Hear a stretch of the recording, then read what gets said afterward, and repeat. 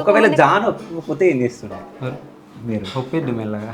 మెల్లగా మొత్తానికైతే జాన్ ఒప్పుకుంది, పెళ్ళయింది. సో పెళ్ళైన తర్వాత అప్పగింతల టైంలో జాన్ ఏడుస్తుండే కదా ఫుల్, వీడియోలలో చూసినాం. సో అప్పుడు నువ్వు ఏమనుకున్నావు? ఎందుకు ఇంత ఏడుస్తుంది, మా ఇంటికి వస్తుంది అనుకున్నావా, లేకుంటే నువ్వు కూడా బాధపడ్డావా? లోపల ఉంటుంది. ఓకే, లోపల ఏమని ఉండే? తను బాధపడుతుంది కదా, లోపల ఉంది కానీ బయటకు చెప్పలే. అంటే తను ఎంతో స్ట్రగుల్ అయింది కాబట్టి ఆ పెయిన్ అనేది కంపల్సరీ ఉంటుంది. వాళ్ళ డాడీ అయినా వాళ్ళ అమ్మ అయినా బాగా కష్టపడి తనను పెంచారు. సో చాలా కష్టపడ్డారు. నేను వాళ్ళ డాడీని చూస్తే ఇక నాకు కూడా ఆగలేదు, కానీ కంట్రోల్ చేసుకోవాలి. నేను నిజం చెప్తున్నా, అంటే వీళ్ళని ఇంటర్వ్యూ చేసినప్పుడు అంటే అమాయకులు ఎక్కువ.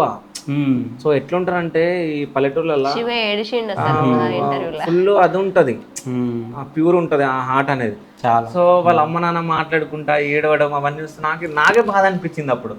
సో వీళ్ళ అమ్మ నాన్నను వీళ్ళ ఫ్యామిలీని చూస్తే ఏమనుకున్నారు?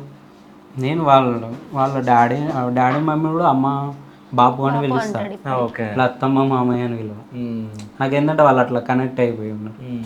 వాళ్ళు చాలా వాళ్ళ నాన్నతోటి ఉండడం, వాళ్ళ అమ్మతోటి ఉండడం అవి కూడా చాలా బాగుంటాయి.